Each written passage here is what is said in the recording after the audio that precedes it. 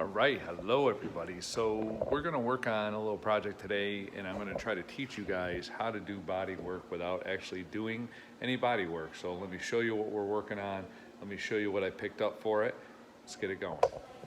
Okay, this is a Jeep Grand Cherokee of the 2001 vintage. Actually, I think it's a little newer, maybe an 03, but I think they're all the same 9904 or 2004. I'm not a big Jeep guy, but as you can see from this, look at that. This baby's got a little cancer, a little bit right there. Rest of the body, however, is in excellent shape considering it's been a New England vehicle its whole life. Long story short is, hang on, my thing is all jingling around here and it's really getting annoying. So long story short, someone I used to work with, their mother owned this Jeep, and I got it from a person that still works with them, and then so it's been like one to another to me. Got it. I got a relative wanted like a winter crasher, so he's not driving his pickup all the time with the plow on it, so I sold it to him. The only concern I really had when I got it, besides needing a good bath and a cleaning, was, as I pointed out, that. Now the other side fender I've already replaced, as you can see. Look at that.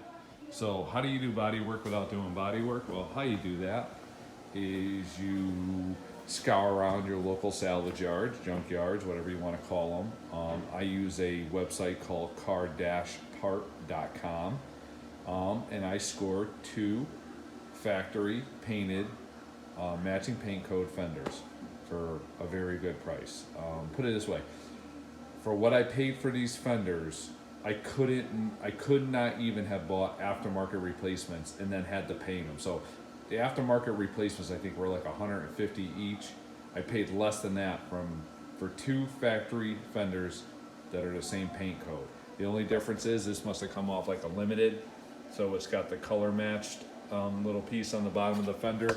This obviously has the shitty clad looking crap that all the other Jeeps got. I hate that, but hey, we'll deal with it. So that's it. We're gonna swap this fender. As you can see, like I said, I already did the passenger side. You can see all the nice stuff that came out of that old fender. Let's take a walk outside. Let me show you what that fender looked like. So I'll take you along. Maybe I'll set you up on a time lapse. I'll try to, I don't know why.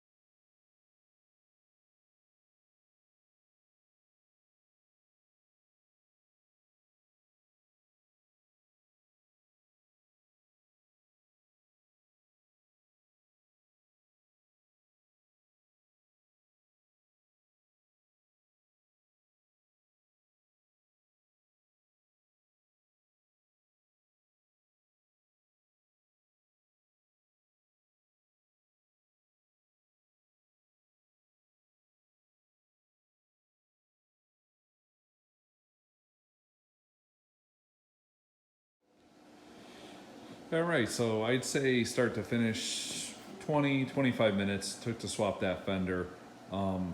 These came right from the scrapyard. I washed them. I didn't wax them. I didn't buff them. It looks like this vehicle that came off of probably sat under a tree for a little while because it's got some staining.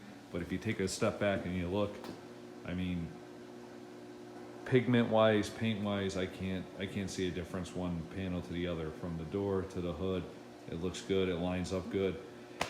Easy, easy, easy. So that's how you do body work without doing any body work. So let's say you have a newer model vehicle or even an older vehicle like this, and you got a fender that's damaged or rusted, and it's just the fender. It's not into the door. It's not into the hood. Take a look on the internet, search around. You might be able to find in the scrapyard a fender, same paint code as yours. I'll show you guys where the paint codes are. Most times on foreign, domestic, doesn't really matter. Most times it's gonna be on the door sticker. And if you look right here, let me get you at the right angle. Exterior paint, it says paint right there, PEL. So paint code PEL.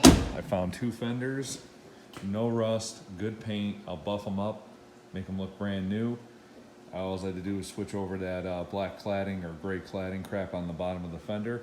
They bolted right on. I probably, that fender took a little longer because it had the antenna on it that I kind of had to mess with. So that took a little bit longer, and plus it was the first side I did. But I'd say if I had to swap 2 fenders on the Jeep, do it tomorrow, probably an hour I could do both fenders. So, hey man, let's say you got a customer and they got a Jeep like this and they're like, hey man, I got rusted fenders. You find a couple fenders that match, you bolt them on, charge them an hour and a half of labor plus a markup on the fenders, you can make a little bit of ching off doing 0 body work.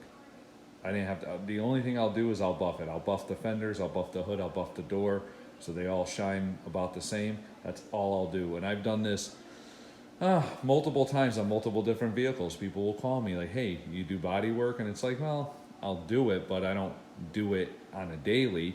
Oh, I got a fender. Okay, come by. You know, I got a fender that's damaged. I got a bumper. Come by, let me look at it. Dude, I've done this multiple times, especially on popular cars that are in popular colors. You know, you see certain cars that are like the same color. There's a bunch of those body parts out there, and you can, you know, do well just by picking it up and bolting it on. So, and it's a little bit of a split tutorial, how to do a fender on a Grand Cherokee. It's really easy. There's the old fender. I mean, you only have this, these 2. You have one there, you have one there, and then you have 2 there, and then boom, off. And this is what came out of the fender. That's what came out of one side. That's the driver's side fender. That's all the crud that was packed into it. Like I said, that's why the cars rot out. All that stuff gets in there, it gets wet, it stays wet, doesn't dry out, and it just rusts the fender from the inside out. There's the evidence.